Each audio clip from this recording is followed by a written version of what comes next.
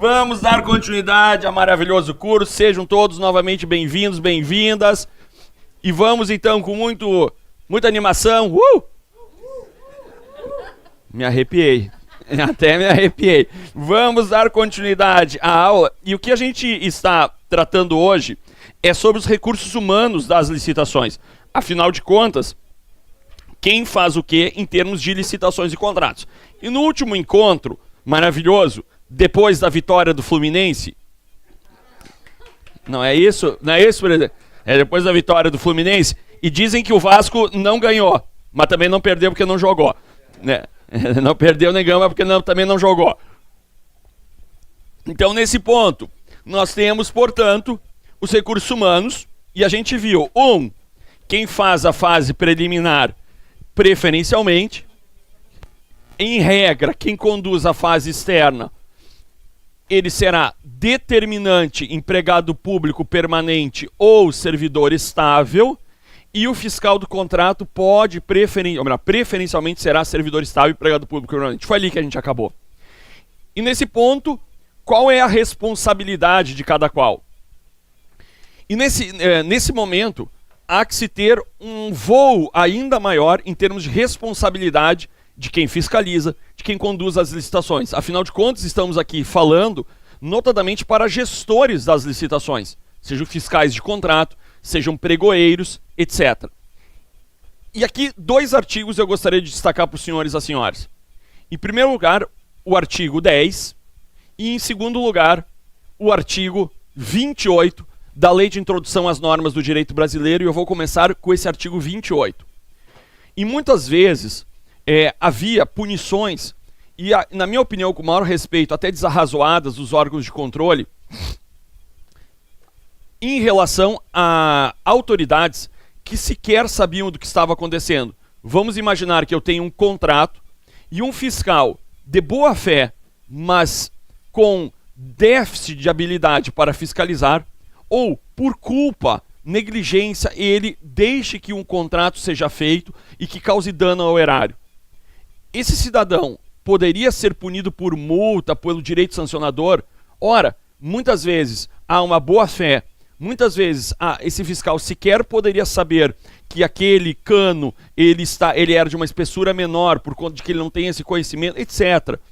E aí haviam punições. E nesse ponto, em 2014, o Tribunal de Contas da União cria o que se chama de administrador médio, que é uma figura em que ele tenta objetivar quais seriam as formas de punição.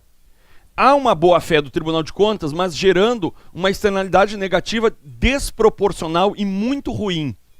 Eu escrevi um artigo no Conjur que isso impediria que o administrador seja alto.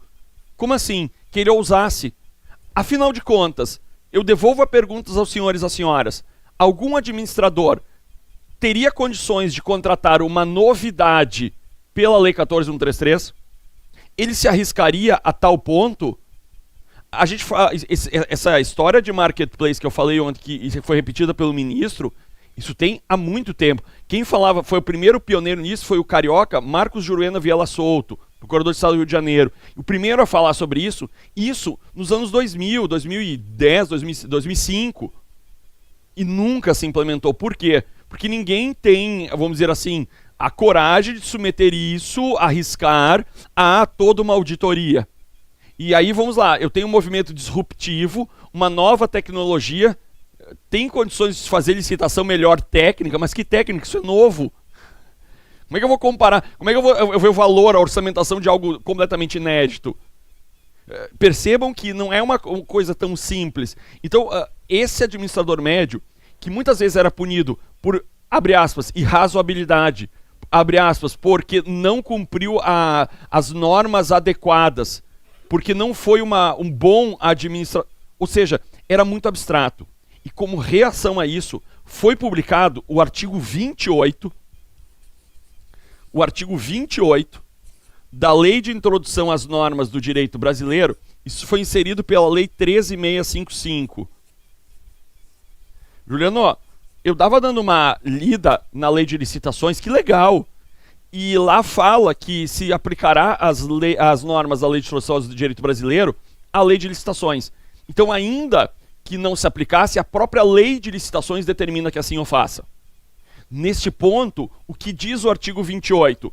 Ele vai dizer o seguinte: todo gestor, Marcelo, consultor, inclusive na área consultiva, ainda que o Marcelo tenha uma proteção maior, e qualquer outro gestor, um engenheiro que dê um parecer, uma nota técnica, ele não está punido pelas suas opiniões, está no artigo 130 da Constituição, ele somente será punido quando se tiver a figura do dolo ou erro grosseiro. A grande dúvida é, dolo é a consciência e a vontade de praticar um ato. Não, tudo bem, o cidadão quer fraudar. Não existe assim, fraudei sem querer. Não existe isso. O nosso grande dilema aqui, complexidade, é definir o que é erro grosseiro. Afinal de contas, o que é isso? A maioria da doutrina se encaminha para impedir que se tenha a punição por culpa grave. Que se tenha uma culpa grave ou a punição por culpa presumida. Por exemplo, imagine que haja o estado do Rio de Janeiro, milhares de contratos, e um fiscal realmente falhou com erro grosseiro e causou um dano. Puna-se o governador porque ele tem que saber de tudo. É assim que funciona? Não funciona assim. Puna-se quem realmente falhou. E aí, para quem vai homologar as licitações, o ato de homologação, tem 2 julgados importantes do TCU. Um que diz, esse é recente, de 2023, a homologação não é um simples atestado, um carimbo automático. Há que o pregoeiro, o agente de contratação, a comissão, avaliar efetivamente se tudo realmente foi cumprido com regularidade. Então não é um simples ato de carimbo dessa licitação. 2. Em 2019, o fiscal do contrato falhou. Disse o Tribunal de Contas: ora, há uma falha grave aqui do fiscal. Contudo, olho para ele e ele tem o que se chama, no artigo 21 ou 20 da mesma lei, que ele tem o que se chama de, abre aspas, dificuldades reais. Há que se o controlador de contas, o judiciário, considerar as dificuldades reais do gestor. E nesse caso, não aplico qualquer sancionamento a esse cidadão. Então, o nosso anteparo está no que se refere ao erro grosseiro, ou seja, uma culpa provada. Ponto. Segundo ponto que eu acho que vale a pena a gente explorar. Lá no artigo 130 e alguma coisa, diz assim: toda a empresa, todo profissional que der causa a um aditivo que cause uma oneração, existe essa palavra? Acho que não, né? Uma onerosidade ao poder público, será responsabilizado. Hã?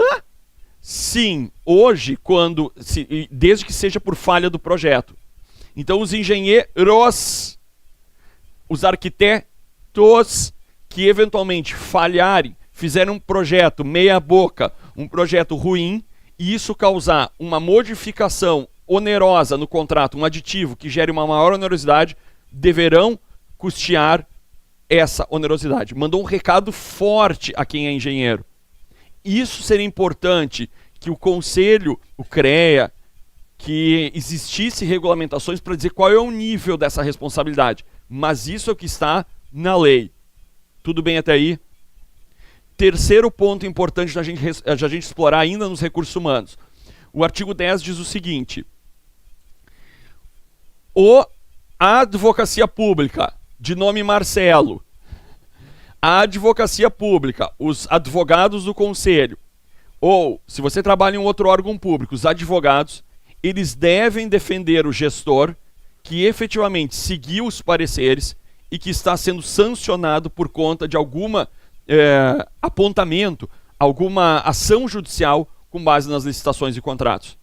Então, havia os gestores, obviamente, eles ficavam, mesmo quando deixassem o cargo, à mercê de ter que contratar advogados para se defender nas cortes de contas, junto ao Ministério Público, junto a ações judiciais.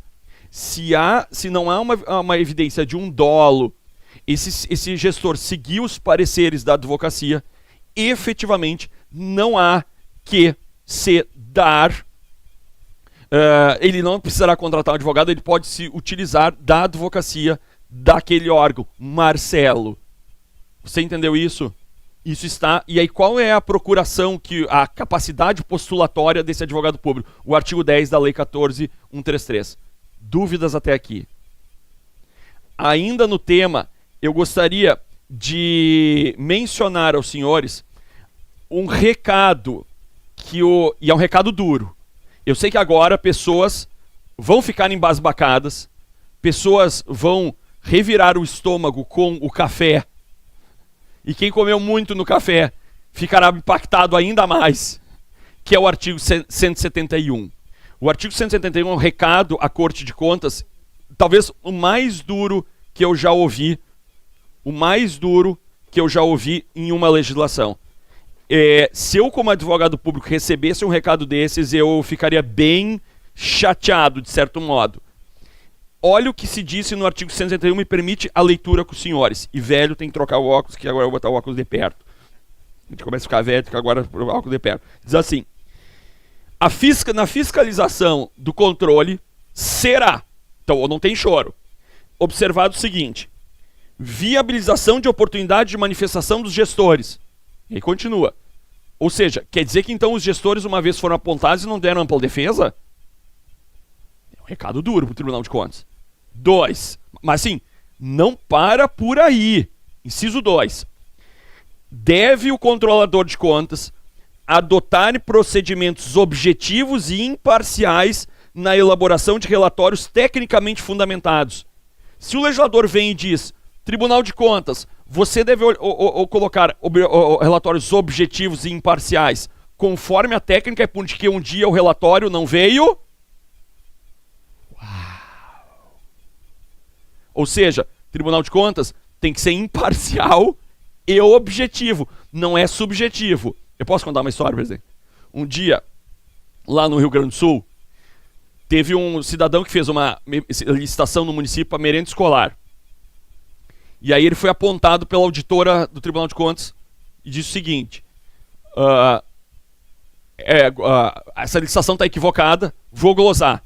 E já aplicou, assim, opinou por uma multa ao auditor, ao gestor, ao prefeito. Disse: mas por quê? Porque a tua merenda escolar tem presunto e carne, e eu sou vegano e eu sei que isso é ruim, então você deve tirar o presunto e a carne, porque eu sou vegano. Que é? É um relatório totalmente imparcial e objetivo, né? Mas assim, presidente, não para por aí.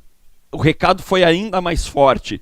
Continuo. Então, auditor, conselheiro, você deve ainda, baseado exclusivamente, e esse relatório deve ser baseado exclusivamente, gente, eu estou lendo o artigo, eu não estou inventando, isso aqui não é uma reportagem na Folha de São Paulo, não, está na lei, tá? Então, baseados exclusivamente em evidências obtidas e organizados de acordo com as normas de auditoria do respectivo órgão de controle, de modo a evitar que interesses pessoais e interpretações tendenciosas interfiram na apresentação e no tratamento dos dados. Deixa eu me dar um soco no estômago assim do auditor. Ou seja, não pode inclusive ter interpretações tendenciosas. Se isso está na lei é porque um dia...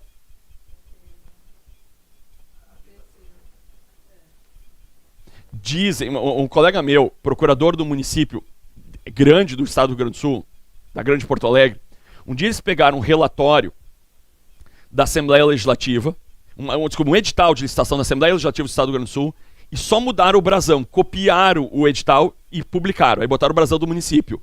Qual o que foi auditado, a Assembleia ou o município? O município. E aí eles juntaram, mas como é que esse aqui você não auditou? E aí, veja bem, que... Volto, mas não para por aí, presidente. Inciso 3. Deve-se ter definição dos objetivos do regime... Aí vamos lá. Para suspender cautelarmente um processo, não vai ser mais assim no mais. Senhores, quando houver a suspensão cautelar ou a auditoria do Tribunal de Contas, ele deverá justificar muito bem justificada. A suspensão de uma licitação será uma medida excepcional, a medida cautelar do Tribunal de Contas, porque ele deve provar as causas da ordem de suspensão, o modo como será garantido o atendimento. Porque muitas vezes aconteceu o seguinte: suspenda a licitação de compra de medicamentos. E o cara da insulina, o diabético, tipo 1, o cidadão com HIV, o tratamento de cadê a colega do câncer? O colega do câncer. E aí? Não tem mais o Herceptin lá. E aí? E os ciclos? O cidadão que tem que fazer quimioterapia dos ciclos. Não. O ministro do TCU, sei lá, o TCE, suspendeu a licitação. E agora? Bom, esse meu negócio é suspender. Não. Agora ele vai ter que dizer como esse cidadão vai receber o medicamento. Então, veja que nós temos hoje um ônus enorme ao controlador. Enorme. Porque não é simplesmente dizer assim, isso é razoável, eu suspendo. Não, meu amigo, no outro dia, embargos de declaração, então me diz, inciso 2, o modo como será garantido o atendimento. É dever, está na lei, é dever. Eu estou trazendo isso porque mudou. E depois da análise do ministro, é importante que a gente diga, a auditoria vai ter que mudar a cultura. É muito mais difícil ser auditor. Muito mais difícil. Se nós cumprirmos o que está na lei. Muito difícil. Mas não para aí. Ele vai ter que dizer o seguinte, ao ser intimado, prestar todas as informações cabíveis, etc. Parágrafo terceiro, a decisão que examinar o mérito da medida cautelar que se refere para o primeiro desse artigo deverá definir as medidas necessárias e adequadas, proporcionalidade, em face das alternativas possíveis. Ou seja, ele convidou o auditor a dizer o seguinte, eu tenho então uma licença ambiental, suspenda-se essa licença ambiental e fecha-se a fábrica. Aí eu disse assim, não, mas não dá para botar filtros e a fábrica continuar, não é mais proporcional. Vou dar um exemplo, que eu tive uma discussão com o Ministério Público Federal lá no Estado do Rio Grande do Sul. A gente tem um projeto de colocar um parque eólico, aí é nearshore, né, na Laguna dos Patos. Ou seja, são aerogeradores na Laguna dos Patos, que é um local não utilizado ou subutilizado, não em relação à pesca, tem até pesca, não estou dizendo isso, mas bem pouco adensado, esse é o ponto. Então não se prejudicaria o que nós entendemos, nem a navegação, porque como a laguna ela é muito baixa, só tem um canal de navegação, e essa laguna é tão grande que ela é do tamanho do... Ela é 2/3 do território da Dinamarca, ela é enorme essa laguna. Então é um bom espaço para colocar uma energia limpa. E aí o Ministério Público Federal disse, olha, eu não concordo, porque isso pode alterar a rota de pássaros. Aí eu fico olhando assim, como a roda de pássaro, que o pássaro assim, ele não é bobo o pássaro e vem e se joga no aerogerador, entendeu? E outro, o aerogerador não é que nem um ventilador, que ele gira assim, ó, devagarinho, entendeu? E mais, o pássaro, ele aprende a desviar da rota. Se um bater, os outros vão desviar, entendeu? Ele não é burro, né? Mas tudo bem, até tudo bem, tá legal, vamos, porque questão ambiental sempre é importante, não é? Ninguém vai colocar uma coisa ambiental para... Vamos lá, vamos pesquisar. Só que aí eu fiz uma pergunta mas se a senhora quer proteger o meio ambiente, para a procuradora, tem um problema. Enquanto que a senhora não se preocupa que nós estamos queimando diesel para as térmicas, gerando poluição para as mudanças climáticas, e a senhora, quanto mais a gente atrasar a implantação do parque eólico, mais eu queimo diesel. Então qual é a solução adequada e proporcional aqui? Isso é o parágrafo terceiro. Então é sobre isso que a gente vai ter que pensar. Então eu tenho aqui medidas muito fortes às Cortes de Contas e que quando vier a auditoria há que se exigir que esse artigo 171, anota se tu não sabe, esse artigo 171 deve ser exigido, mas não só. Nós agora vamos ler o artigo e me permite ler, porque as pessoas dizem assim, Juliano, tu tá mentindo. Não, eu sou obrigado a ler para dizer que existe, que é o 147. Mas antes, apesar da minha miopia, eu acho, deixa eu só ver se eu confirmei aqui, porque agora eu tô com óculos de longe. Teve uma mão que estendeu lá no fundo. Teve. Pode falar, colega.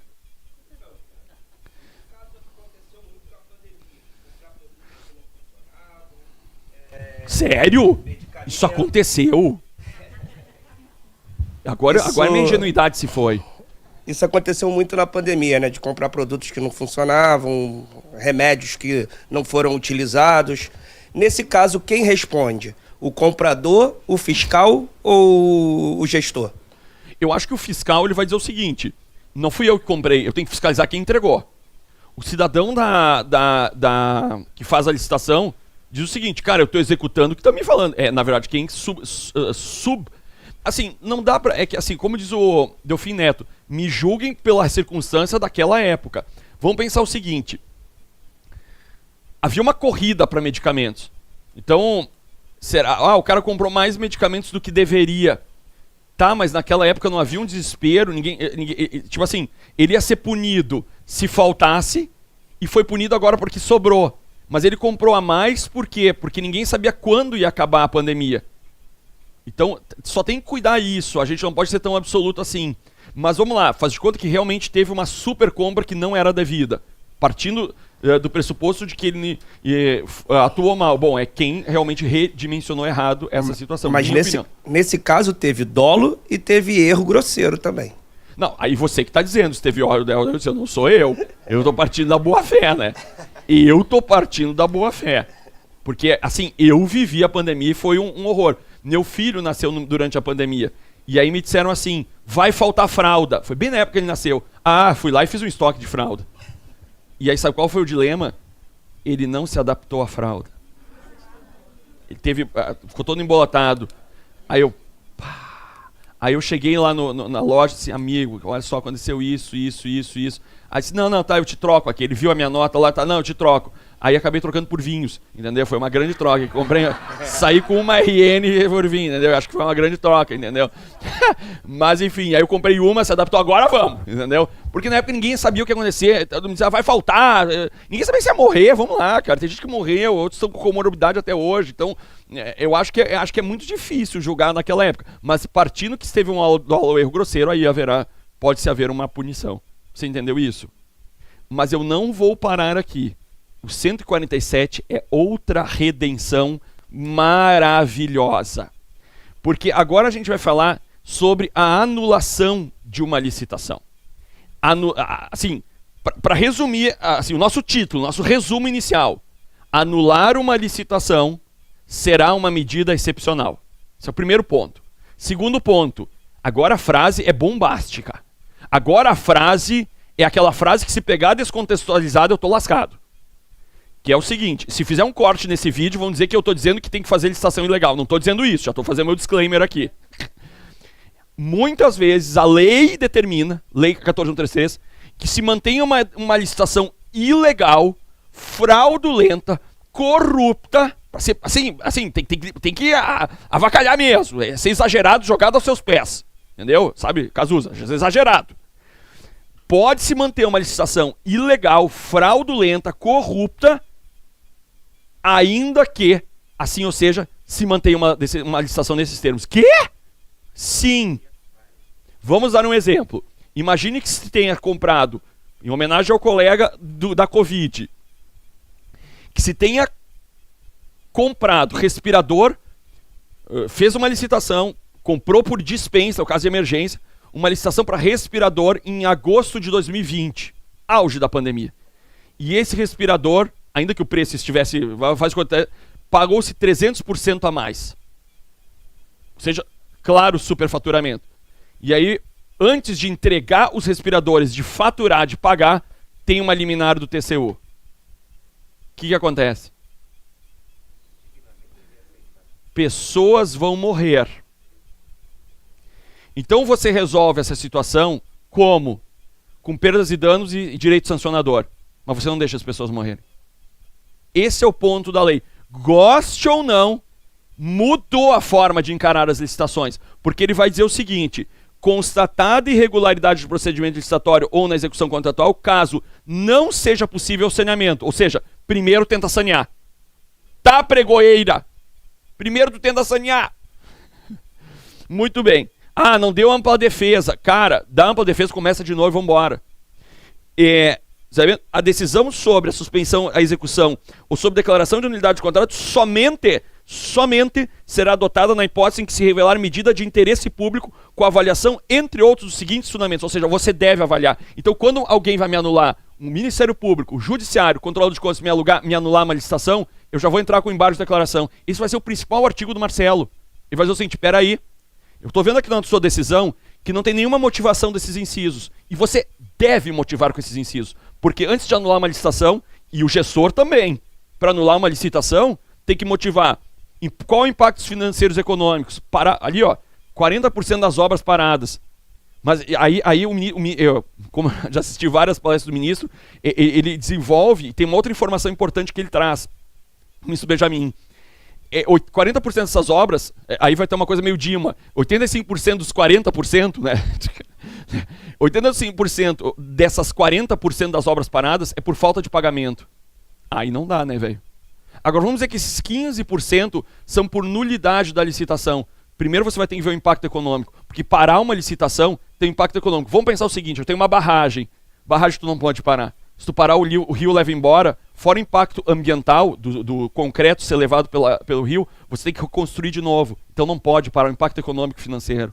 Segundo, riscos sociais, ambientais à segurança da população. Motivação social e ambiental do contrato. Custo de deterioração ou perda das parcelas executadas. Se você faz um alicerce e deixa muito tempo esse alicerce, com o sol e a chuva ele começa a rachar, você tem que fazer tudo de novo. Despesas necessárias à preservação das instalações, despesas inerentes de desmobilização. Imagina parar uma obra, desmobilização e mobilização, qual o custo disso? Então qual é o custo de uma liminar que para uma obra? Que para a entrega de um computador? Que para a entrega de várias coisas? Tudo isso tem que ser motivado e ponderado. E nesse ponto, diz assim, caso a paralisação ou anulização, parágrafo, não se revele medida de interesse público, o poder público deverá optar pela continuidade do contrato. Eu vou repetir. Se isso aqui não se revelar motivo de interesse público, anulidade, você deve continuar o contrato. Mas o contrato é fraudulento! Não pode continuar. Ou seja, eu trago esse artigo 147 combinado com o 171, por quê? Porque houve uma mudança cultural enorme aqui. Enorme. Houve uma mudança cultural gritante. Não funciona. É um ponto para lá. Tá. Gritante nas licitações e contratos, que deve ser bem percebida por todos os que tem o diálogo competitivo, por todos os agentes que atuam em licitações. E os principais julgados que nós temos em termos de licitação, são esses, eu voltei aqui, são esses que está o acórdão 1900 primeira Câmara, enfim, todos esses julgados, eles trazem especificamente percepções sobre os agentes de licitação e contratação. Então esses julgados são bem importantes para quem é agente de licitação, e aqui nós repetimos nessa tabela como quem faz o que em cada fase. Eu aqui aponto os dispositivos que devem ser necessários a serem percebidos, e nas fases de licitação, então o fiscal do contrato, isso está no artigo 117, eu errei por o 117 fala do fiscal do contrato, podem ser agentes, enfim, né, comissão de contratação, é possível que se tenha uma comissão de contratação, ou seja, mais de um servidor, tendo em vista a complexidade do certame, é possível que tenha mais de um fiscal, é possível que se contrate uma empresa para auxiliar esse fiscal do contrato, numa obra de engenharia, tudo isso a gente já falou. E aqui nós temos a responsabilidade do agente.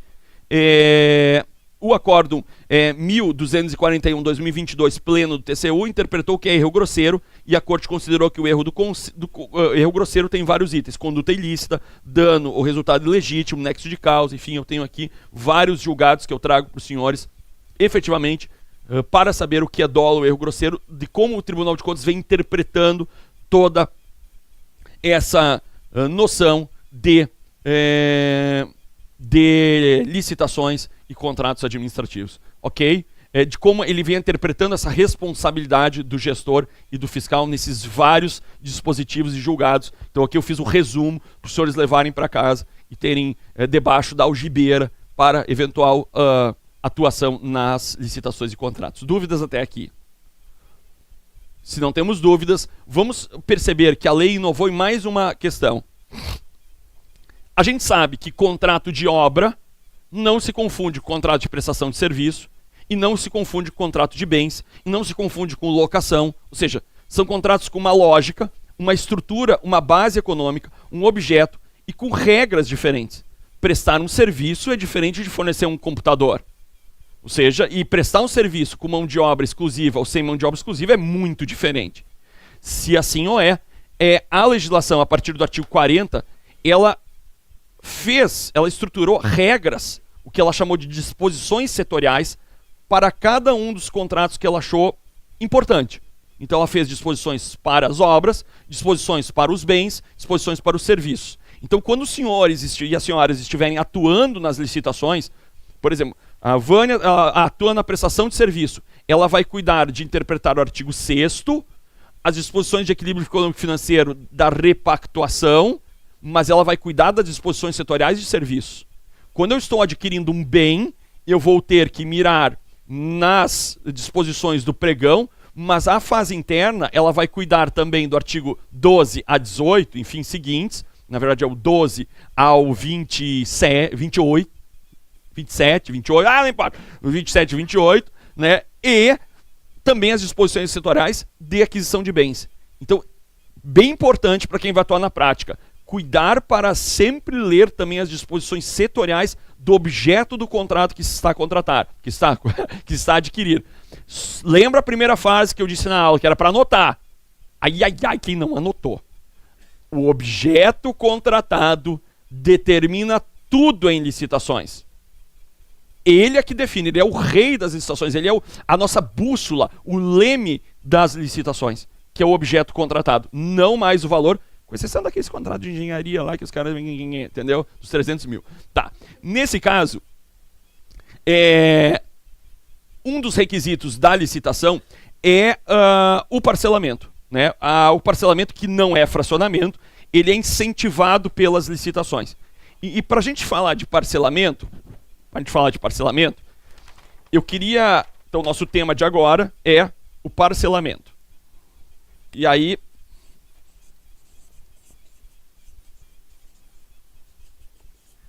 O parcelamento pode ser feito de vários modos. A primeira pergunta que deve ser feita na prática é: eu compro um lote inteiro, eu compro por itens, eu compro em várias licitações, como é que eu faço? A primeira coisa que eu tenho que pensar é o seguinte: eu preciso cotidianamente desse objeto ou eu preciso só episodicamente? Essa é a primeira pergunta. Juliano, eu preciso manter o elevador, fazer manutenção de elevador durante a cada bimestre. Tem sentido eu contratar cada bimestre? Não. Eu vou dar um exemplo que os colegas do Rio Grande do Sul, eles assim, não conta pro pessoal do Rio Grande do Sul, eu espero que isso não chegue até lá.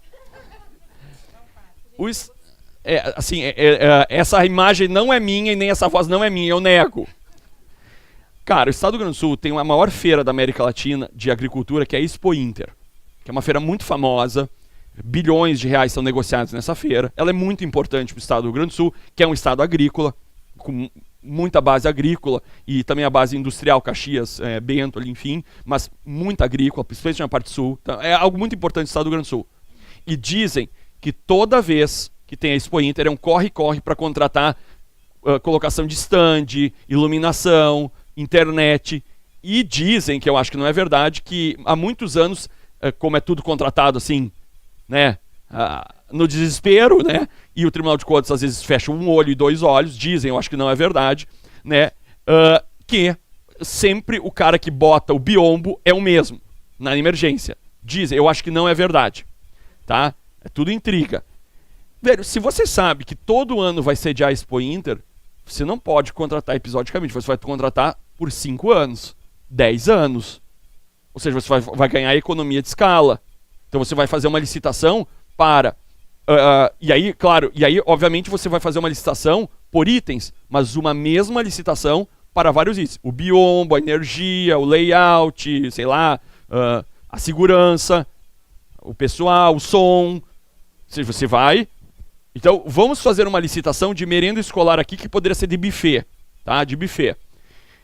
O cara que fornece o pão e o leite não fornece a fruta. Ele não está nesse métier. Normalmente funciona assim. Então, tem sentido eu fazer uma licitação global. Por exemplo, aqui há muitos eventos no CRA.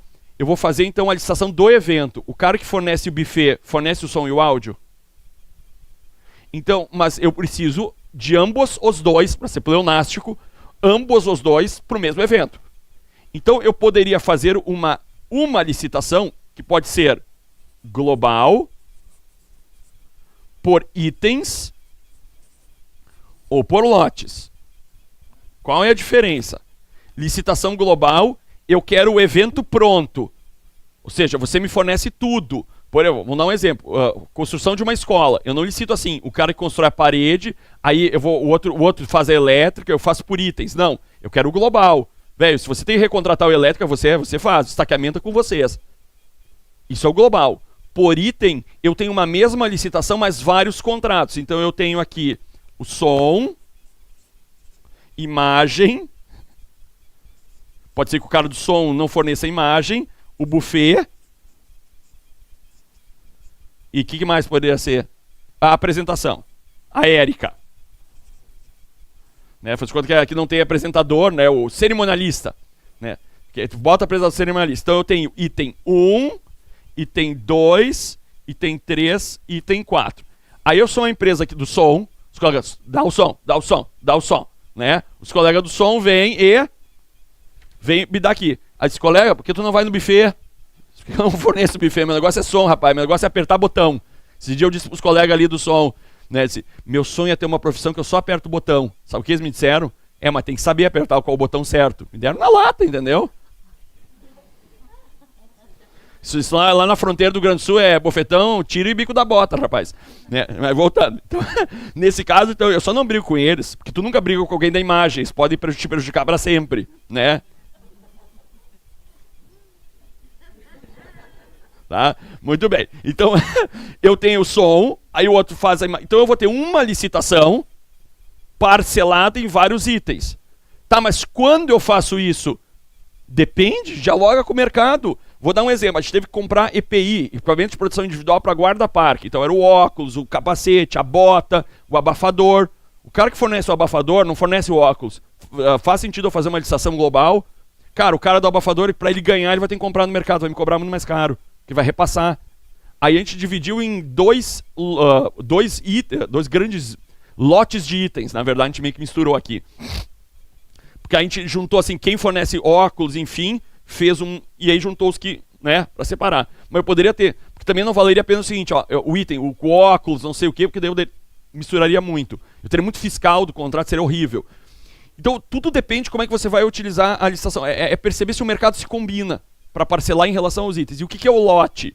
Vamos dar um exemplo. Imagine que um cidadão queira comprar, um município queira comprar 100 auto.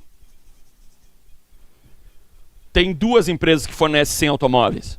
2. Mas se eu dividir em lotes de 20, desde que eu não prejudique a economia de escala, o que é isso? 100 lotes pode dar um preço menor, eu não prejudico isso, eu aumento a competitividade. Então eu posso ter mais gente competindo. Então, cidadão, eu vou ter um item com vários contratos, vários lotes. Então, eu posso ter uma licitação com vários contratos. Você entendeu isso? E aí, o reequilíbrio econômico-financeiro não será no global, será em cada item, em cada contrato. Você entendeu isso? Dúvidas? Mas, tudo que você precisa no ano, você já faz uma licitação para o ano. Por isso, que a realização de toda a licitação, ela na verdade pode se dar num único licitante, mas também com parcelamento na entrega. Desculpa. Sai desse corcão de pertence. Saiu. Então, nesse caso, o que acontece? Peraí, deixa eu juntar meu pulmão aqui. Tá. Ou seja, o que acontece aqui? Eu, na verdade, posso também ter um parcelamento na entrega. Eu tenho o mesmo licitante, o mesmo contrato, mas um parcelamento na entrega. Por exemplo, produtos perecíveis. Tem sentido? O custo de depósito. Então, tudo isso, todo esse parcelamento, eu posso ter parcelamento na licitação, na entrega, no objeto, etc. O que não pode, quais são os cuidados práticos que a gente tem que ter no parcelamento? Perda de economia de escala, custos de entrega, que, por exemplo, não tem como... vamos lá, esse dia compraram combustível... E aí queriam entregar num lote único. Mas além do perigo de explodir isso, nem tem lugar para guardar todo esse combustível. Então não existe isso. Você vai ter que entregar parceladamente o combustível para manter máquinas lá, enfim, eram baterias, né, geradores, enfim. Você entendeu isso? Dúvidas?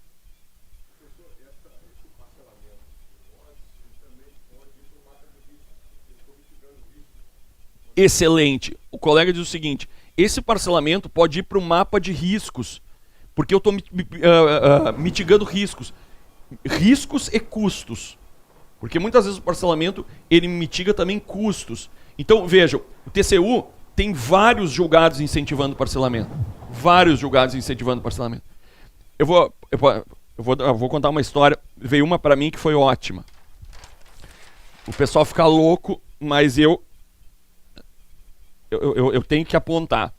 O cidadão diz assim, era o item A, o B, o C e o D. Aí ele me disse o seguinte, ele fez um orçamento de 50, 10, 30 e 90. O número era por minha conta. E ele conseguiu um orçamento para cada item. Ele conseguiu 3 orçamentos para cada. Olha como o cara foi galo cinza. Ele conseguiu um orçamento para cada item e ele conseguiu fazer uma orçamentação que era o preço. Então, 50 mais 10, 60, 90, 180. Então, ele disse o seguinte, se eu contratar por... Isso aqui vai dar 180. Aí ele pegou outros 3 orçamentos que diz o seguinte, se eu contratar global, esse orçamento vai dar 250. Aí ele me disse o seguinte, como tudo isso daqui é menos que a dispensa, eu vou contratar por dispensa cada item. Vamos fazer hipótese que é R$900, 3 mil, 10 mil, ou seja, é tudo menos que a dispensa da 866, que hoje é 17.600. Aumentou um pouco, mas enfim, eu fico com 17.600. Ele poderia contratar por dispensa os itens. Aí digo eu, realmente, se o item, você conseguir um orçamento que por item é mais barato, você não vai contratar por dispensa, porque você está fracionando. Você vai fazer uma licitação por itens. Ah, ficou louco comigo. Que ele queria, não sei porquê, contratar por dispensa. Não sei porquê. Não pode. Aí diz assim, mas Juliano, eu poderia contratar por dispensa? Até poderia, desde que os itens não se conversassem. Por exemplo, o mouse, a tela, o computador e o no-break. Não, isso aqui você tem que fazer uma... Se por acaso você conseguir um orçamento, acho muito difícil, que é mais fácil fornecer separadamente, tudo bem, então faz uma licitação por item. Não contrata por dispensa, fracionando o objeto para cair na dispensa. Não existe isso. Tudo bem até aí? Eu adoro exemplos. Nós tivemos um evento aqui, em 2012, o presidente Wagner, Roberta lembram disso, e a licitação escolheu uma empresa para realizar o evento todo. Todo. Mas qual é a metodologia, qual é a tradição dessas empresas? Elas quarteirizam. Elas quarteirizam. Tudo, praticamente tudo. Elas são um escritório de eventos. Na véspera do evento, um dia antes do evento, uma quarteirizada nos liga, dizendo o seguinte, olha, eu não vou fazer a decoração recepcionista, porque eles não querem, a empresa contratada, que ganhou a licitação, não querem nos pagar aquilo que nós pedimos, o mínimo que a gente precisa para fazer o evento. Quer dizer, como é que a Lei 14.133 socorre nessa situação? Tal qual a Lei 8.666, muito boa a pergunta. Elas quarteirizam, nem terceirizam, elas quarteirizam. Ela vai dizer o seguinte, você não tem relação com o subcontratado. Em primeiro lugar é o seguinte, você somente pode subcontratar parcelas do contrato, e não é terceirizar, é subcontratar parcelas dos contratos se tiver autorização do contratante, do CRA. Essa é a primeira coisa. Mas aí o cara vai dizer o seguinte, não, eu vou fazer o evento, eu estou terceirizando coisas. Isso é natural, terceirizar atividades meios. Eu não estou parcela do evento, um dia é uma empresa. Não, eu estou terceirizando o serviço. Até aí tudo bem. Então ele não subcontratou, ele terceirizou, quarteirizou. Até aí tudo bem.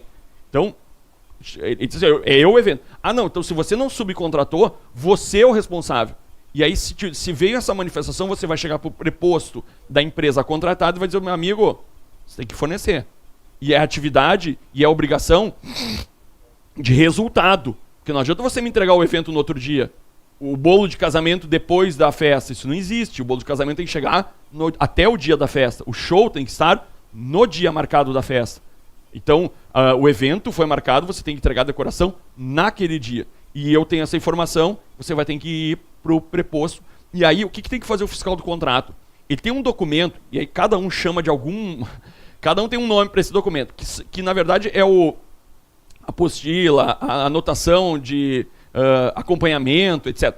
É um documento oficial em que o fiscal vai anotando todas as intercorrências do contrato.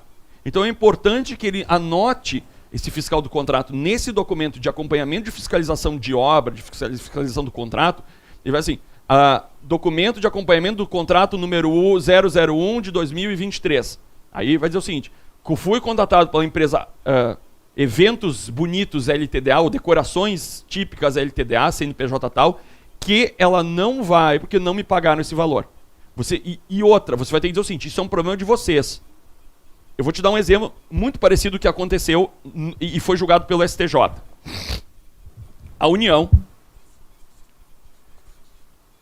contratou da empresa 1, fez o contrato administrativo, que ela fizesse um loteamento. A empresa 1 disse para a União assim, olha, União, eu posso subcontratar o arruamento, iluminação, saneamento, o resto eu faço. A União, terraplanagem eu faço. A União disse, pode. E aí, com autorização, ela contratou a empresa 2.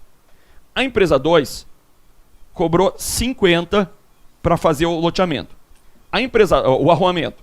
Aí a empresa 2 chegou para a empresa 1, contrato empresarial, nada privado, nada público, disse para a empresa 2, para a empresa 1. Empresa 1, calculei mal. 50 não vai dar. Vamos aumentar para 80. Aí a empresa 1 disse, tu pensa que isso aqui é poder público e aí tem aditivo, rapaz?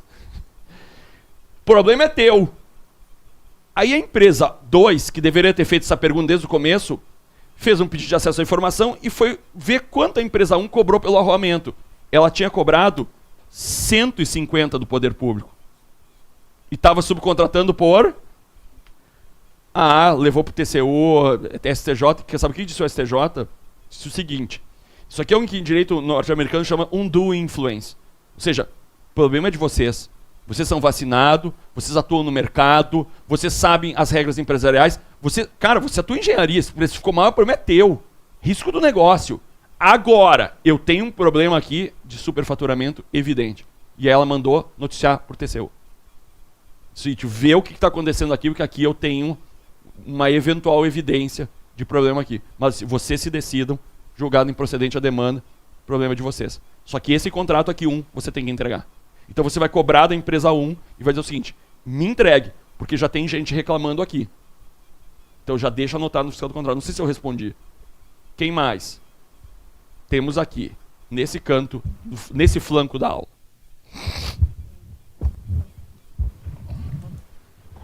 Sobre esse tema parcelamento, eu quero colocar uma situação de uma obra, né, uma obra de vulto, né, a construção de um equipamento esportivo para as Olimpíadas. Tá. Onde a gente tem... Quer dizer assim, Olimpíada e treta é a mesma coisa, é isso? Não, Olimpíada, tá. atletas. Não, só pra saber. Atletas, não tretas, atletas. Tá.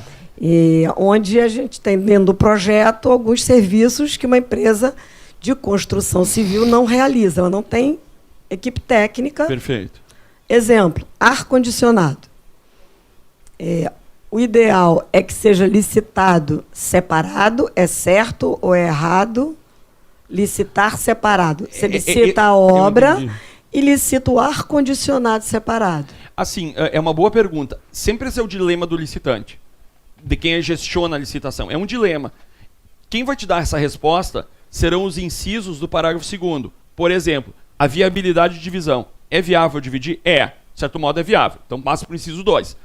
O aproveitamento das peculiaridades de mercado local com vista à economicidade. Será que é importante, ou talvez é mais barato trazer? Ou principalmente, se há, na verdade, a ampliação da competição, a diminuição desse valor. Então os critérios reitores se eu deixar o ar-condicionado fora e uma empresa especializada em colocação de ar-condicionado, ela não me deixa a licitação mais barata? Essa é a primeira pergunta. 2, eu não aumentaria a competitividade, que tem gente que talvez, por exemplo, que não fornece no-break. Eu chutei, né? Não fornece no-break. Então eu diminuo a minha competitividade obrigando que seja um no-break no global. Esse é o ponto. Tudo isso você vai ter que perguntar. Mas esse é discricionário de quem faz a licitação e não é uma resposta simples. Muitas vezes há dúvidas. E aí há que se ter notas técnicas e justificativas. Não é uma coisa simples. Então, normal na 8666 era botar tudo dentro do pacote. Não, até que não. Eu acho que até que não. Porque eu não vivenciei separado, entendeu? Porque a lei 8666, ela dizia que ela também incentivava o parcelamento, só que ela incentivava de uma forma muito lacônica. A lei 14133, e por isso que eu trago isso, ela trouxe mais balizas para que a gente possa perceber como se dá esse parcelamento. Ela deu mais segurança ao parcelamento, eu acho. Tá. A outra pergunta ainda dentro desse tema é como é que se dá essa divisão? Você falou aqui 3 tipos, né? Global, itens e lotes. Como é que se daria isso numa obra? Na verdade, eu já me deparei com licitações na obra, da 8666 em lotes, né? Por exemplo, uma obra rodoviária. Nas obras, aí tem um componente um pouquinho diferente. Normalmente, as licitações por lotes, itens e global, ela se dá em bens ou serviços. Normalmente. Por exemplo, eu vou dar um exemplo de um contrato que eu acho que é super legal, que a Sabesp faz. A SEDAI também fazia, que é o contrato de facilities. Vamos dar um exemplo. Vamos pensar o centro administrativo de um órgão público. Ou aqui o CRA, a sede aqui do centro do Conselho Regional de Administração. Quantos contratos se gestiona aqui para manter toda essa estrutura? Uns 20, chutei. É a limpeza, é a vigilância. Aí vamos dar um exemplo. Teve um vazamento no banheiro. Aí chama o encanador. Ele vai lá, quebra todo o gesso, conserta o cano, faz uma sujeirama. Aí faz de conta que chega para a moça da limpeza e diz o seguinte: tá, agora a gente precisa limpar. Ela diz: não, o negócio é limpeza, isso aqui é o cara do encanador. Aí o cara do cano diz que não, eu troco o cano, meu negócio não é limpeza. E aí fica tipo assim, a zaga do Inter deixa para um e deixa para dois, e o outro vai lá e faz um gol, entendeu? Então deixa para um, deixa para outro, e vai lá e faz um gol. Então nesse ponto, né, como é que o Flamengo não ganha, velho? Vai ser, olha, que tristeza esse time, entendeu? Mas voltando, então nesse caso, eu tenho aqui uma gestão seccionada. Quando eu tenho um contrato de facilities, eu tenho um contrato de gestão do prédio. E aí, no contrato de gestão do prédio, eu vou ter globalmente todos os serviços. E eu vou dizer o seguinte: amigo, vou chegar pro preposto, consertou o cano, sim, agora limpa. Mas te vira. Você tem que manter isso aqui funcionando. Lógica, internet. Faltou internet? Amigo, com você. Ah, mas é o elétrico? Não sei, você resolve. Resolva. Você tem o que se chama talvez Manager Facilities. Você tem que manter isso aqui funcionando. Então, você diminui, por um lado, o custo de operação e o custo transacional. Em vez de você ter 20 fiscais, ou o fiscal fica com mais controle, 5 fiscais, você tem um fiscal. Ou 2, é complexo. Qual a externalidade negativa? Você está na mão também de uma pessoa. Se essa empresa quebrar, esse prédio para. Tem também a banca tem que cuidar, né? Eu trago todas que são custo prático, mas há uma avaliação. A Sabesp usa muito isso. A SEDAI usava também, né? Que agora, né? Sei lá, a SEDAI ainda existe, né? Que ela vende água. Ela vive águas do Rio, isso, né? Para o Instituto do Rio Metrópole, enfim, toda aquela estrutura que montaram aqui, que foi bastante engenhosa. Então, nesse ponto, eu tenho outras formas de contratar isso. Mas como eu sei se vai ser parcelado ou não? Não sei. Aí eu vou voltar para a obra. Normalmente, a obra tem um pouquinho diferente, que ela vai ter o regime de empreitada. Então, eu posso antecipar um tema sobre o regime de empreitada. Então, além de ter o regime de empreitada, que baralha um pouquinho, eu também posso separar a obra em lotes. Rodovia é um bom exemplo. Porque se eu separo em lotes, eu consigo também aumentar minha competitividade, porque pequenas empreiteiras podem participar. Esse é o ponto. Quando eu dou aula muito para município, eles me fazem a seguinte pergunta: professor, eu sou lá do município de Faroletes do Oeste, e sempre vem uma empresa de fora e avacalha nossas empresas lá do município. Tem como vedar que essa empresa, o furão, a empresa de fora, venha para o nosso município avacalhar? Aí eu disse: olha, amigo, a Constituição, no artigo 18, eu acho, diz o seguinte, 20 é os bens 19, sei lá, não se pode dar privilégios federativos por localização. Não é possível. Então você não pode vedar que empresas de fora venham para cá. Por exemplo, vamos vedar que as empresas de Niterói venham participar aqui. É só a empresa do Rio. O que vai acontecer a empresa de Niterói? Vai fazer um CNPJ aqui, né, velho? Então, é meio furada essa. Só que a lei fez algo super interessante. Ela disse o seguinte, vamos lá. Então eu tenho o CRA, e o CRA do Rio de Janeiro não quer que empresa do CRA da Paraíba, em homenagem à colega, sim, sem querer botar cisânia no CRA. Não é longe de mim fazer isso. Né? O CRA do Rio não quer que a empresa da Paraíba venha. Tá, colega da Paraíba? Tá, a Cleide, isso, a Cleide. Tá, Cleide? Não vai vir. Sem querer a cisânia, sem querer botar um contra o outro. De longe de mim. Muito bem. Então o CRA RJ quer que só empresas do Rio Até ele admite empresas do estado do Rio de Janeiro, que é regional, né, presidente? Então, agora, Espírito Santo não vem. Não vem. Não, São Paulo não vem. Ele pode impedir? Não. E aí sabe o que acontece? Vence a empresa da Paraíba. Ele não pode impedir. Ai, que ódio! O que o presidente pode colocar no contrato? Não tem problema. Mas a mão de obra e os bens serão da onde? Então, Cleide, não adianta vir com o teu povo de lá. Ah, mas eu tenho um super engenheiro de lá. Não vai vir. Porque, preferencialmente, ele vai colocar no contrato que, preferencialmente, ele pode exigir que a mão de obra seja aqui. Claro, se não tiver mão de obra especializada aqui no Rio de Janeiro, materiais aqui do Rio de Janeiro, aí ela pode trazer de fora. Mas ela vai ter que provar. Então, por exemplo, chutei, tá? Aí vamos pensar em um município pequeno. Eu preciso fazer o saneamento lá, preciso de cano de cobre. Tem cimento, areia na empresa de construção civil lá, mas cano de cobre ela não vende. Aí ele vai trazer de fora. Juliano, mas ele pode pagar mais caro, porque a competitividade até pode. Mas ele está desenvolvendo ISSQN aqui no estado do Rio de Janeiro, no município do Rio de Janeiro, ICMS aqui do Rio de Janeiro. E está desenvolvendo o emprego local, a mão de obra local. Então, essa forma de parcelar o objeto com mão de obra local, ela faz sentido. Você entendeu isso? Dúvidas? Lá no fundo. Você pode colocar, por exemplo, num contrato em um contrato de prestação de serviço, de manutenção de veículo, por exemplo, você pode colocar que a empresa vencedora ela tem que ter uma oficina próximo de um perímetro próximo ao órgão? Essa é um requisito com muito cuidado. Você teria que justificar isso. Por quê? Porque você vai diminuir a competitividade e pode se tornar mais cara a sua licitação. Você tem que ter uma boa justificativa para isso. Porque ele vai dizer o seguinte, o que na verdade você teria que colocar talvez é não oficina próximo, mas o prazo de entrega desse teu automóvel.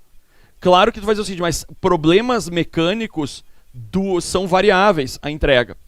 Então é algo complexo, porque o cara vai dizer o seguinte, mas por que uma oficina próxima? Porque eu quero que seja entregue um carro logo. Não adianta eu ter uma oficina e os carros são sempre consertados no Espírito Santo, em São Paulo. Oi? Você teria que justificar isso. Qual é o meu medo? Também aqui, não sei se dá para comparar isso. O Tribunal de Contas da União glosou a seguinte caso. Havia uma contratação de escritório de advocacia com a exigência que se tivesse sede no município, ou que o advogado tivesse uma sede distante de tantos quilômetros. Não. Ainda mais que o teletrabalho, o cara pode se deslocar, enfim, ele não permitiu isso. Então você tem que ter uma boa justificativa para que se tenha essa distância nesse sentido. Que na verdade até há. Porque o que você quer, na verdade, que esse automóvel, que se está em deslocamento, seja logo consertado. Que não se tenha que esperar um guincho, etc. Se se tem um aumento de custos pelo transporte, que sabe, não sei. Mas teria que se justificar isso. Dúvidas? Nesse caso, a gente já falou sobre certificados de qualidade. E o artigo 42 faz uma lista exemplificativa do que seja esses certificados de qualidade. Aqui eu trago os julgados e que esses certificados de qualidade, eles até podem ser exigidos, mas desde que sejam ou a BNT ou Inmetro na fase de habilitação. Outros certificados na pontuação técnica podem ser exigidos. Então vamos pegar o ISO 9000. O ISO 9000 e alguma coisa. Ele não pode ser exigido para qualificação na fase de habilitação, mas pode ser exigido como pontuação, como critério de julgamento na fase técnica. Esse é um bom exemplo do que o Tribunal de Contas nos colocou neste panorama. Dúvidas até aqui? Aqui nós temos a questão da marca ou modelo. Isso, veja, a incorporação mais uma vez da jurisprudência do TCU, como disse o ministro Benjamin, a incorporação da jurisprudência do TCU, né? E aí, é possível que se tenha... A gente está acostumado com a carona, a adesão na ata de registro de preço. Isso é bem comum. Se você, antes de fazer uma licitação, em vez de fazer uma licitação, que licitação custa, leva tempo, tem toda a complexidade, se poderia aderir a atas de registro de preço. Neste ponto, hoje você pode ter uma carona na padronização. Ou seja, esses padrões, esses fatores de padronização, em vez de eu estar pensando eles, eu poderia aderir à padronização do Ministério do Planejamento, a padronização do Ministério da Agricultura, etc. Quando isso for compatível e viável com a minha licitação. Então, artigo 41, que é o parágrafo 1º do artigo 42. E ele vai dizer o seguinte: a administração poderá, nos termos do edital, o edital poderá exigir como condição de assentabilidade da proposta, certificação de qualidade do produto ou instituição credenciada no Conselho Regional de Normatização, quando eu tenho, portanto, essa padronização. Ou seja, eu posso ter uma carona nessa padronização feita pelo Inmetro. Ou seja, eu digo o seguinte: eu não ficar descrevendo todos os meus itens de padronização. Eu digo, olha, a minha padronização tem que ser conforme diz o Inmetro. Então aqui eu tenho uma espécie de carona, de adesão ao que diz o Inmetro. Eu vou ler o artigo de novo. O edital poderá exigir como condição de aceitabilidade da proposta, e veja, eu estou como condição de aceitabilidade da proposta. É engraçado isso, há uma crítica muito grande a isso, porque isso aqui não é nem habilitação, é para eu ver a proposta. Então ficou meio, parece no meio do caminho aqui. Né? Olha como a pregoeira vai ter dificuldade, que ela não vai ver a habilitação lá, ela vai ter que dizer o seguinte: olha, antes de eu ver as propostas, a fase de lances, eu preciso ver essa padronização, se o edital assim o prever. Então, meio que esse parágrafo primeiro, ele cria um meio do caminho aqui, mas aí eu continuo. A certificação de qualidade do produto ou da instituição credenciada pelo Conselho Nacional de Metrologia e Qualidade, que na verdade o Conselho tem como órgão operacional a autarquia Instituto Nacional de Metrologia. Então eu posso ter aqui uma carona à padronização do Inmetro, tá? Então isso nos facilita para que a gente consiga bons produtos. Isso acontece muito em filtro, etc. Aqui eu tenho uma tabela para que os senhores possam consultar em casa, não ficar lendo isso daqui, porque senão você fica um chocolate pipoca, né? Não tem nenhuma atratividade, né? A gente ficar lendo os vários prazos das propostas, que são sempre ligados, ou ao procedimento, ou ao objeto, ou ao critério de julgamento. Tá? Então aqui eu fiz uma tabela dos vários prazos. Você está como exemplo assim: contratação integrada, 25 dias úteis da publicação do edital. Menor preço, quando utilizar o menor preço ou menor desconto em serviços ou obras, 10 dias úteis. E assim por diante. Então eu procurei sistematizar numa tabela. Então, eu estou lá com o computador. Vou na tabelinha, sei o prazo em que eu tenho aqui. Tá? Tudo bem até aí? Nesse panorama, vimos o modo de disputa. E aí fizemos uma licitação. Nós já fizemos essa licitação. Então eu tenho aqui um objeto comum. Se é especial ou obra, concorrência, não é? Menor preço, maior desconto. Então aqui eu tenho uma tabela de como eu vou estruturar isso. Por exemplo, eu tenho um objeto comum, será pregão, menor preço, maior desconto, aberto, aberto, fechado, aberto. Se eu tiver uma especial, um bem de uso comum ou especial, ou obra, concorrência, posso ter vários esses, e aí fechado, enfim, dependendo. Alienação, leilão. Eu botei ponto de interrogações aqui, porque o leilão, ele não diz qual é o modo de disputa. Se é aberto, fechado. Assim, Juliano, é aberto, são lances sucessivos. A lei não diz. Exatamente no artigo 56, quando deveria dizer. Aí quando eu vou ler o artigo 31, ele fala em lances sucessivos. Bom, se ele fala em lances sucessivos, eu vou interpretar que é o aberto. Mas a lei não veda que eu coloque o fechado, aberto, fechado, aberto. Então eu botei um ponto de interrogação, porque o artigo 56 não fala. Então, o leilão poderia se interpretar que talvez eu poderia ter um modo, combinar com um modo aberto, enfim, nesse sentido, tá? Aí eu prometi para a Cristina falar sobre as empreitadas. A execução de uma obra poderia se dar de forma direta ou de forma indireta. Por exemplo, o poder público contrata o cimento, ele vai fazer uma contratação de bens e os seus próprios funcionários fazem a obra. Até aí tudo bem? Contudo, ele pode dizer o seguinte: eu não tenho gente especializada para fazer a obra, eu vou contratar a obra. Então será uma execução indireta. Ou seja, não é diretamente o poder público que constrói a obra, ele constrói por interposta pessoa. Os contratos de empreitadas são conhecidos desde a Roma Antiga e eles, na verdade, são contratos clássicos, inclusive gestionados, regulados pelo Código Civil. Tudo bem até aí? Então, eu também posso, lá em casa, contratar, comprar os materiais e eu mesmo construir minha casa. Ou eu poderia contratar uma empreiteira para fazer essa obra. Essas execuções indiretas podem ser de vários modos. Eu posso ter a empreitada global, a empreitada integral, a empreitada por unidade, a contratação por tarefa, a contratação integrada, a contratação, acompanha comigo, respira, semi-integrada, e a contratação de tarefa de bens com serviço associado. São várias formas de contratação indireta. Juliano, vi isso, quando eu aplico cada uma? Depende. O que é uma empreitada global? Eu quero a obra pronta. Ponto. Então, a empreitada global sempre se dá quando eu sei o que eu quero. Eu tenho uma dimensão clara do que eu quero.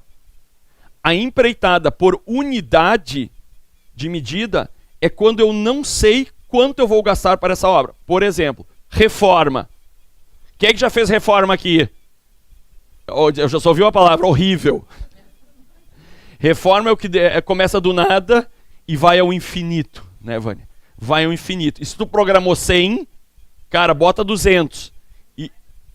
E mais o quê? O quê? O quê? O cheque especial. O cheque especial e mais o seguinte. Se tu não botou cano tigre... Não, e se tu não botou cano tigre, aí ferrou, aí é 500, né? Aí é 500. Amancou, né? Ou seja, eu tenho um problema aqui. Então, tem como eu vou contratar por unidade. Por exemplo, perfuração de poço. Eu vou fazer empreitada global. Cara, vai dar aditivo. Eu não sei quanto eu tenho que perfurar no poço. Então, eu vou contratar por unidade, por hora da máquina, por metro perfurado, sei lá. Então, a empreitada por unidade é quando eu não sei o quanto eu vou gastar. Então, eu contrato por unidade.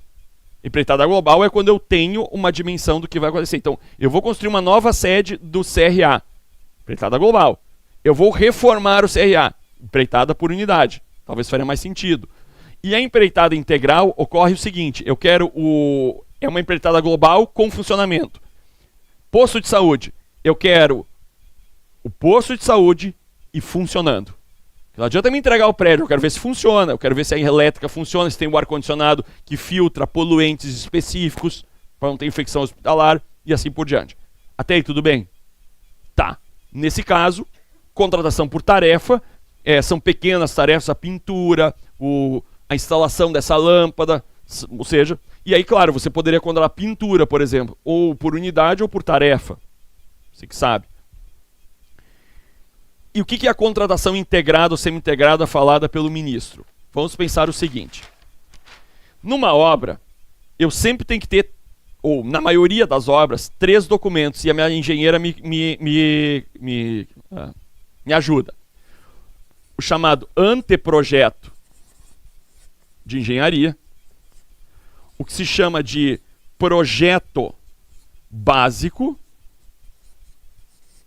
e o também chamado projeto executivo.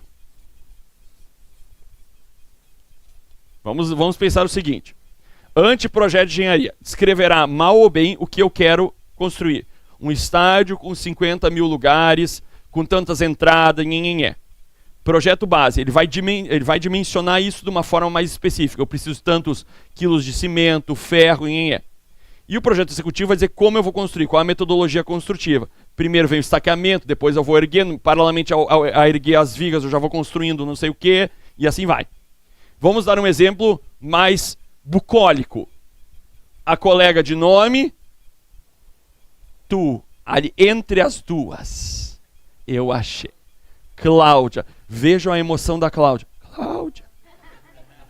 Fiquei até comovido com a Cláudia. Né? Cláudia, para amanhã. Estou encomendando para a senhora um bolo de chocolate com M&M em cima. E não me vem com fake.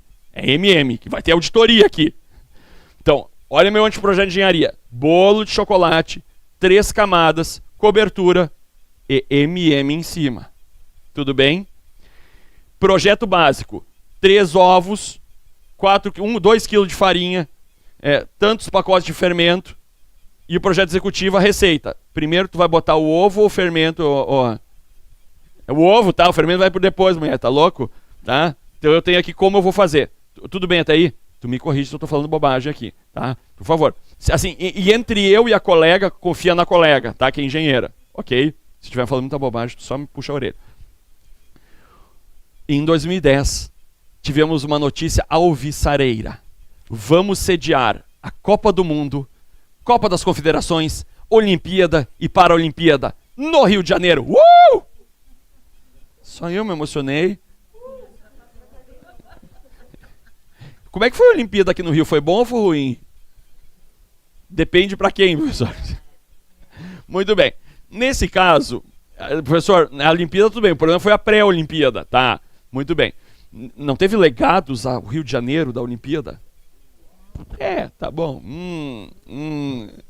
Eu já vi que temos aqui, pessoal de casa, um silêncio constrangedor. Muito bem. Nesse caso, é que o pessoal está utilizando aqui do direito constitucional de permanecer calado, que ainda existe, né? Ainda não tiraram, não teve emenda para tirar ainda, né? Ninguém quer perder o réu primário aqui, né? Tá, entendi. Muito bem.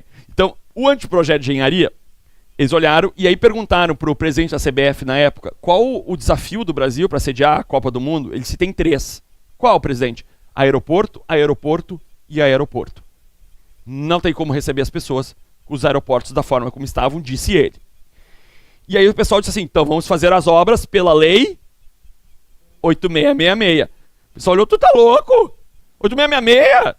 Eu tenho que então fazer um anteprojeto de engenharia, que talvez não dê, porque eu vou ter que recontratar um anteprojeto de engenharia.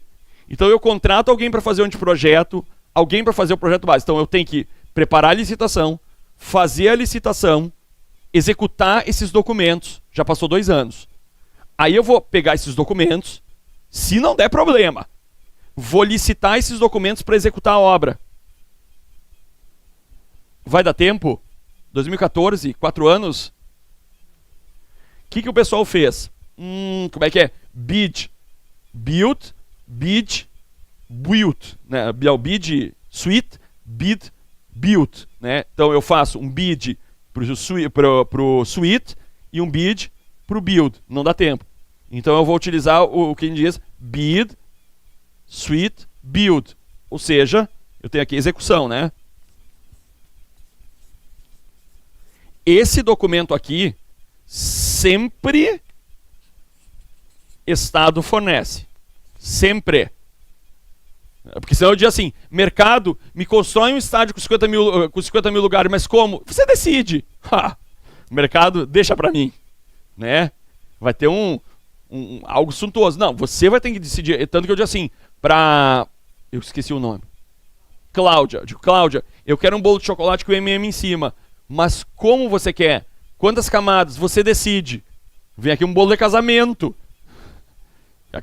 Então eu tenho que dizer, eu quero 3 camadas, redondo, né? Ou seja, eu tenho as dimensões, eu tenho mais ou menos dizer isso. Bom, o que o Poder Público fez o seguinte? Então, particular, você faz o projeto base e você executa. Ou seja, isso aqui vai ser licitado de forma integrada. Na nossa prática é o seguinte, Cláudia, bolo, chocolate que é em cima, 3 camadas, como é que eu faço? Quantos ovos tu quer? Você decide. A receita, Cláudia, é tua. Aí a Cláudia chega um dia e me diz assim, professor, deu problema. Por quê? Porque minha receita, meu projeto executivo, dizia que eu tinha que botar o fermento por primeiro. E eu errei, e o fermento é depois. Eu quero um aditivo. Porque o bolo tinha que jogar tudo fora e fazer de novo.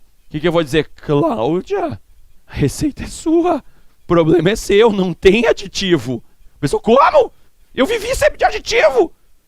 eu sou tarado por aditivo, como é que eu vou ver sem aditivo? Não tem aditivo, salvo 2 casos. Caso fortuito, força maior, ela me diz o seguinte, olha, eu tava ali no fogão e cortaram o gás assim, tchá, ou tava no forno elétrico, e aí cortaram a energia elétrica e o bolo desandou.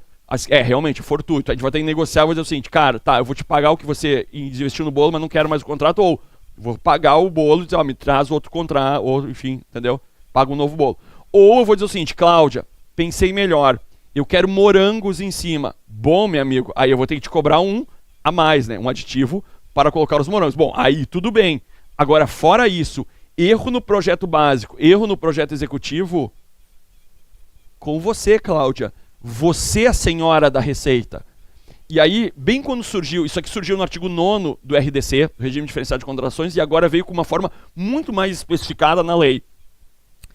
E aí eu fui dar aula para engenheiros, e foi meia hora para eu entender eles e eles me entenderem. Porque eles têm uma lógica toda própria e muito mais acertada, e muito mais rápida de raciocínio do que a gente, né, que eu vou tentando compreender. Uma vez eu tentei fazer economia, mas aí eu percebi que eu não podia dar uma enganadinha e fui pro direito, entendeu? Porque lá tudo é um número, entendeu? Mas, então, nesse caso, né, ali, e aí uma engenheira me disse assim, professor, eu tenho um apelido pro RDC lá no escritório. Lá no escritório a gente dá um apelido pro RDC. E qual é? Ri depois chora. Aí disse, mas por quê? Porque tudo é lindo no anteprojeto de engenharia, e quando a gente vai aqui, que é nós, vamos fazer isso aqui, não casa, e começa a dar problema. E foi o que aconteceu no começo. Porque começaram a fazer anteprojeto de engenharia como se fizesse obras em que você fornece o projeto básico. Não. Se você for para contratação integrada, isso aqui tem que ser muito mais bem detalhado, o anteprojeto de engenharia. Muito mais bem detalhado. Para não ter problemas aqui, não ficar livre aqui. Tá, mas a recordação integrada é bom? Ela não é bom, ela é excelente quando bem feito. E dou um exemplo. Porto Alegre, ela tem uma obra tão grande quanto a Ponte Rio-Niterói. A chamada Ponte do Guaíba é uma obra tão grande quanto a Ponte Rio-Niterói. Depois da Ponte Rio-Niterói, ela é a obra maior que o Brasil fez em termos de ponte, em termos de estrutura rodoviária. Realmente é uma ponte enorme. E ela foi feita no modelo de contratação semi-integrada. Ou seja, a forma construtiva, a empresa decidiu. E sabe o que a empresa fez? Ela olhou e disse o seguinte, em vez de eu pegar e produzir os pilares e as vigas numa indústria e trazer para a obra, imagina o custo disso, atrapalha o trânsito, aqueles caminhões enormes, não é? Ela construiu uma indústria do lado da ponte. E ela começou a produzir as vigas ali. O que aconteceu? Ela teve uma redução de custo de 30%, ótimo para ela, mas ela entregou a obra 1 ano antes. Ótimo para a sociedade.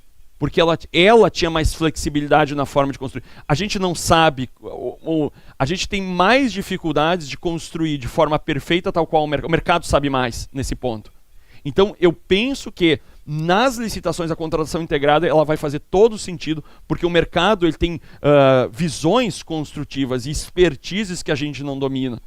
Então, eu acho que, ela, se bem feito, ela é um grande passo para que a gente tenha boas obras e boas contratações. Dúvidas até aqui? Colega. Não vai permitir a redução do prazo, que você está falando, porque tem um problema do cronograma de desembolso do contratante, né? Para o empresário, para a construtora, o ideal é quanto mais rápido, melhor. Maravilha. E o poder público vai pagar. Ou seja, se ele reduzir o cronograma, porque veja, ele define o cronograma. Ele define. E se ele antecipar o cronograma, pagaremos antes. E claro, é possível que se tenha cada vez mais, eu acho que a gente vai ter que adotar a licitação por resultado, em que eu tenho contratação variável, uma remuneração variável por resultado. Então eu tenho um preço fixo, e se ele me entregar de uma forma mais eficiente, eu bonifico ele. Todas as empresas, assim, em muitos locais do mercado há essa bonificação. E isso... aí as técnicas de gestão privada e gestão pública, de administração, elas até incentivam a meritocracia. Vejam, bancos utilizam isso. Empregados que cumprem metas ganham mais. Ou eles fecham um determinado negócio, eles têm o FII, né, uma taxa, um prêmio, de acordo com o valor do volume do negócio. Todo mundo ganha, isso é um ganha-ganha, é uma prática de incentivos, é um nude que eu falei na última aula. Então esse empurrãozinho, porque a gente não pode dar para o contratado? Eu não estou pedindo nada mais, eu estou pedindo que ele seja eficiente. Porque se a ponte chega antes, isso melhora, isso é bom para a população. Se um estádio chega antes, eu posso ocupar antes esse estádio e todo mundo ganha. Então, já há hoje, na legislação, incorporando o artigo 10 da Lei 12.462 do RDC, na nossa legislação 14.133, a remuneração variável. Isso é bem bom. E isso poderia ser uma remuneração variável de acordo com a satisfação do usuário nesse sentido. Dúvidas até aqui? E no integrado, só para finalizar, no integrado é empreitado o preço global. É empreitada... Não, você não vai utilizar preço global na integrada. Contratação integrada é contratação integrada. Sim. Tá, integrada entende-se a preço global. A contratação global, eu vou repetir, a empreitada global, você forneceria todos esses documentos para o empreiteiro. E ele só, todos esses documentos, ele só vai executar. Então vamos lá, comigo, empreitada global, o Estado fornece anteprojeto, projeto base, projeto executivo. O empreiteiro só executa. Contratação integrada, você fornece o anteprojeto, projeto base, projeto executivo e execução do empreiteiro. Contratação semi-integrada, você fornece o anteprojeto, o projeto básico e o projeto executivo e a execução é do empreiteiro. A diferença da semi-integrada está aqui, em que o projeto básico na semi-integrada, ele pertence ao Estado, o Estado fornece. Na contratação integrada, o projeto básico é feito pelo empreiteiro. Você entendeu isso? Quem mais? Tinha aqui. Tinha não, tenho, professor. Não me satisfiz. Acho que eu entrego ele. Acho que eu faço. Juliano, no que tange a orçamentação, quando eu vou numa contratação integrada ou semi-integrada, qual é a melhor prática? Eu já informar no início da minha pesquisa de preço que a minha contratação é integrada, para que eu tenha uma orçamentação já conjunta, completa, ou ir orçando separadamente e no final o meu gestor decidir, não, eu vou fazer semi-integrado e vou juntar todos os preços que você já obteve. Vamos fazer junto isso? Então, eu tenho o documento de requisição, documento de oficial de demanda, e eu digo, olha, eu preciso fazer uma reforma. Preciso fazer uma reforma. Eu vou utilizar integrada ou semi-integrada? Você vai ter que decidir já agora.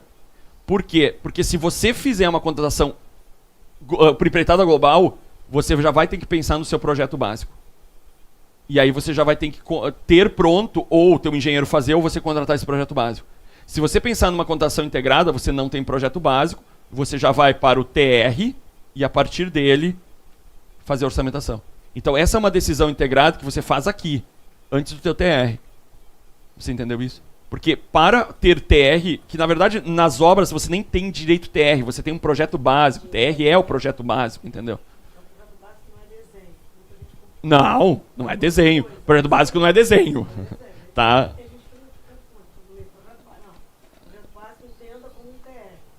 Justamente, ele é o TR das obras. Vamos dizer assim, quem pegar isso e dizer, tá falando que TR das obras, tá, é coloquial. Tá? O projeto básico é o TR das obras.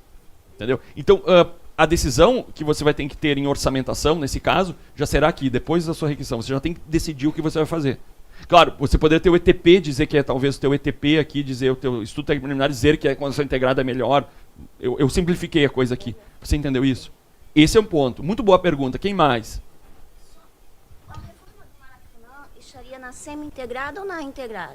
Eu não sei como é que foi feita a reforma do Maracanã. Estaria na integrada ou semi-integrada? Eu vou fazer hipoteticamente. Eu não sei como é que foi, tá? Não desconheço a realidade aqui do Rio de Janeiro. Mas ele poderia optar por uma empreitada integral. Eu quero ver o estádio funcionando.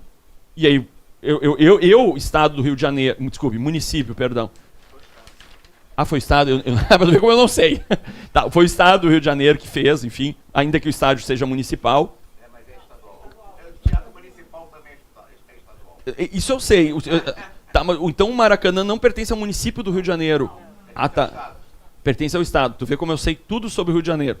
O estádio municipal do Maracanã pertence ao Estado. E o Teatro Municipal pertence ao Estado. Sem... Da fusão da Estado da Guanabara, na época. Entendi. Essas loucuras subsistem. E ninguém, obviamente, vai mudar o Teatro Municipal para Teatro Estadual. Não existe isso, né? E é estadual. Não, esse eu sabia porque os procuradores de Estado um dia me disseram assim, a gente veio num encontro aqui do Centro de Estudos e aí ele disse assim, eu consegui ingressos para o Teatro Municipal. Eu disse, mas como você conseguiu? Eu me dou bem com o secretário de Cultura, ele sobrou ingresso, ele me deu e tal. Aí eu descobri que ele era ele era estadual, o Teatro Municipal, mas o Maracanã eu sempre pensei que era municipal. Tá, muito bem. Então, aonde o Fluminense jogou lá ontem? Jogou em Belém. Lá, jogou em Belém, tá? Muito bem. Também eu estou muito informado sobre o Fluminense. Muito bem. Então, nesse caso, eu poderia ter uma reforma no Maracanã. Obviamente, o Estado vai ter. E vai dizer, eu quero uma contratação integrada. A reforma, o projeto, você vai decidir. Ou eu poderia ter uma contratação semi-integrada. O Estado do Rio de Janeiro fornece o anteprojeto, o projeto básico e o cronograma da obra, a metodologia é ele que vai dizer. Ou ele poderia ter uma empreitada global e dizer o seguinte, eu vou te fornecer esses 3 documentos, você vai executar, e quando ele executou, o fiscal olha, tá pintado, acabou. Agora, eu não sei se o estádio está funcionando. Se eu vou ver depois, aí claro, eu posso ter, obviamente, penalizações se ele teve algum problema no estádio Maracanã. Teve esse problema no estádio Maracanã na reforma? Temos um silêncio constrangedor. Teve. Muito bem. Dúvidas? Também teve problema. Não, e assim, entre nós, às vezes o TR, o projeto básico, é mal feito. É mal feito. E às vezes até as empreiteiras dizem assim, olha, isso aqui não tá bom. Elas impugnam no edital. Tem projeto. Ou às vezes a empreiteira diz o seguinte, cara, eu vou cumprir o TR. Aí diz assim, não, mas tá errado. Não, cara, eu tô cumprindo o TR e na verdade o projeto básico. Tem dos dois lados. Não, vamos perceber que nós temos problemas nesse ponto e que houve, como disse o ministro falou muito bem, houve uma curva de aprendizagem na cotação integrada. Foi muito difícil as primeiras obras, se não me engano foi a Infraero que começou a pensar como se deveriam fazer essas obras de uma forma muito mais candente nesse ponto. Colega. Vou falar do que eu conheço. Obra dos Jogos Pan-Americanos 2007. Eu estava numa construtora que ganhou a construção dessa Arena Junesse, né? Na época o nome era multiuso. E a gente recebeu apenas, que a gente disse que era um rabisco. Aquele anteprojeto era um desenho de um arquiteto que é famoso aqui no Rio. E a construtora que ganhou a licitação, né, foi responsável por desenvolver o projeto básico junto com o executivo e executar a obra em 11 meses. Graças a Deus, foi um sucesso. Mas no risco. No risco. Ou seja, essa obra provou que Deus é carioca, é isso? E a construtora era uma construtora, né, reconhecida no mercado, que fez seu nome aí no Brasil, fora do Brasil, enfim. Só que, olha o que aconteceu. Nada é tão perfeito assim, né? Houve aditivo, por quê? Só porque apresentaram, o órgão que licitou apresentou uma planilha.